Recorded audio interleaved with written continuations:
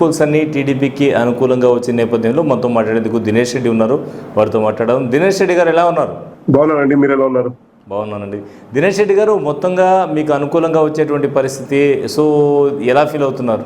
మొట్టమొదటి నుంచి కూడా గెస్ట్ చేస్తూనే ఉన్నానండి. ఖచ్చితంగా ప్రభుత్వాన్ని మార్చాలని చెప్పి ఆలోచనలో ప్రజలందరూ కూడా ఉన్నారు.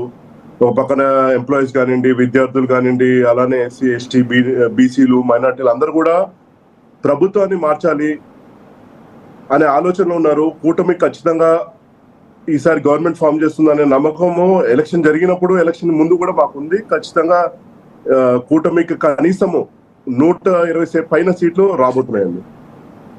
అంటే సర్వేలు రకరకాలుగా వస్తుంటే, అయితే ఎగ్జిట్ పోల్స్ అనేది అంటే ఓటర్ ఎగ్జిట్ అయ్యేటువంటి టైంలో తీసుకునేటువంటి పోల్స్ కాబట్టి ఖచ్చితంగా వాళ్ళ అభిప్రాయం, ఫైనల్ అభిప్రాయం కూడా ఈక్వల్గా ఉంటుందనేటువంటి భావన ఉంటుంది.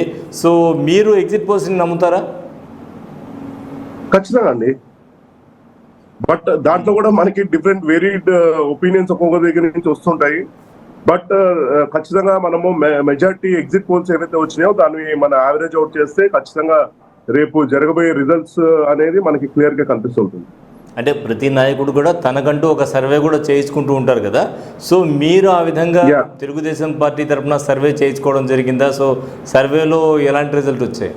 జనరల్ గా నేను అదే మీకు ఇందాక చెప్పినట్టు, జనరల్ గా నేను అందరి దగ్గర నుంచి ఒపీనియన్స్ కలెక్ట్ చేసి జరిగిన ఎలక్షన్ లో జరిగిన ట్రెండ్స్ ఇవన్నీ కూడా అబ్జర్వ్ చేసినప్పుడు క్లియర్ గా తెలుగుదేశం పార్టీ కూటమి గెలవబోతుంది అనేది మనకి స్పష్టంగా ముందు నుంచి కూడా తెలుస్తున్న విషయమే. ఖచ్చితంగా మనకి ఈ కూటమి ఏదైతే ఎగ్జిట్ పోల్స్ లో మనకు తెలుగుదేశం పార్టీ ఫేవర్ గా వస్తున్న ఏవైతే ఎగ్జిట్ పోల్ రిజల్ట్స్ ఏవైతే ఉన్నాయో అదే ఖచ్చితంగా రేపు రిజల్ట్స్ లో కూడా చూపించబోతున్నాం. నాకున్న అంచనా ప్రకారం కనీసం 115+ సీట్స్ మనకి తెలుగుదేశం పార్టీ కూటమికి రాబోతుంది. అంటే రఘువీరారెడ్డి గారు కూడా కాంగ్రెస్ పార్టీ సీనియర్ నేత చెప్పడం జరిగింది 95కి అటు ఇటుగా వస్తుందని. మీరు కూడా ఆల్మోస్ట్ 115 చెప్తున్నారు. సో మీ సర్వే కూడా ఈక్వల్గా కరెక్ట్గా ఉన్నట్టు అనిపిస్తుంది. అంతేనండి, క్లియర్ గా. అంటే నేను ఇంకా ప్లస్ అవ్వచ్చు అండి, కొన్ని దగ్గర టైట్ ఫైట్స్ ఉన్నాయి. కానీ ఖచ్చితంగా 110 నుంచి 115+ సీట్స్ ఖచ్చితంగా తెలుగుదేశం పార్టీ కూటమికి రాబోతున్నాయి. అంటే ప్రధానంగా క్రాస్ ఓటింగ్ కూడా జరిగింది ఎంపీకి సంబంధించి అనేటువంటి మాట తీవ్రంగా వినిపిస్తోంది. సో ఇది ఫైనల్కి వచ్చేటప్పటికి ఎవరికి పాజిటివ్గా మారేటువంటి అవకాశం ఉందంటారు? క్రాస్ ఓటింగ్ నాకు తెలిసైతే చాలా మైనర్ పర్సంటేజ్ ఉంటుందండి. ఎవరన్నా అంటే ఇప్పుడు మిక్స్డ్ ఒపీనియన్ ఉండి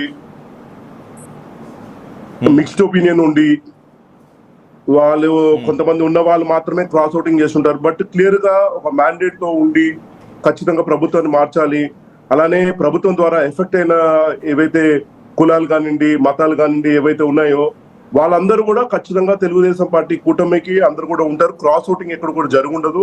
జరిగినా కూడా చాలా మైనర్ పర్సంటేజ్ వచ్చిన ఏదైతే మెజారిటీస్ లో ఆ డిఫరెన్స్ అనేది పెద్దగా కనిపించకపోవచ్చు. అంటే ప్రధానంగా ఈ ఎన్నికల్లో తెలుగుదేశం పార్టీకి అనుకూలించేటువంటి అంశాలు ఏమున్నాయంటారు? ఖచ్చితంగా అండి, గతంలో తెలుగుదేశం పార్టీ చేసిన సంక్షేమ పథకాలు ఏవైతే ఉన్నాయో, ప్రజలకు అందించిన లబ్ధి ఏదైతే ఉందో, అలానే రాజధాని నిర్మాణ కార్యక్రమాలు కానివ్వండి, పరిశ్రమలు ఆంధ్ర రాష్ట్రానికి తీసుకురావడం కానివ్వండి, అలానే ఎస్సీ ఎస్టీ మైనార్టీలకి మనం ఎన్నో పథకాలు కల్పించడం కానివ్వండి, ఇవన్నీ కూడా కలిసి వచ్చే అంశాలు. అలానే ప్రభుత్వ గవర్నమెంట్ 2019లో తెలుగుదేశం పార్టీ కాకుండా వైఎస్ఆర్సీపీ అధికారంలోకి వచ్చింది.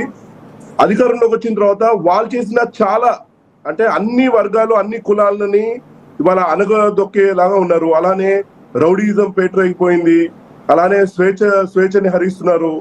ఎక్కడైనా కూడా అక్రమ కేసులు, పోలీసుని ఉపయోగించుకొని అధికార పార్టీ చేసిన ఇవన్నీ కూడా ప్రజలు విసిగిపోయారండి. ఖచ్చితంగా తెలుగుదేశం పార్టీ అయితేనే మళ్ళీ ఆంధ్ర రాష్ట్రము ముందుకు సాగలదు, మళ్ళీ పరిశ్రమలు వస్తాయి, మళ్ళీ ఆంధ్ర రాష్ట్రానికి ఒక రాజధాని ఏర్పడుతుందని చెప్పి ప్రజలందరూ కూడా ఒపీనియన్కి వచ్చారు. అలానే మతాలు ఏవైతే డిఫరెంట్ మతాలు ఉన్నాయో మనకి ఇప్పుడు చూడండి, హిందూ దేవాలయాల మీద దాడులు జరిగాయి, అలానే కొంతమంది ముస్లిమ్స్ మీద దాడులు జరిగాయి. ఎందుకంటే కేవలము వక్ఫ్ బోర్డు భూములు ఏవైతే ఉన్నాయో ఆ భూములు కాపాడుకునే విషయంలో వాళ్ళు అడ్డుపడ్డారని చెప్పి వాళ్ళ మీద దాడులు జరిగాయి. ఇలాంటి ఎన్నో ఇన్సిడెంట్స్ జరిగాయి. వీళ్ళందరూ కూడా విసిగిపోయారు, ఈ ప్రభుత్వం పట్ల విసిగిపోయారు.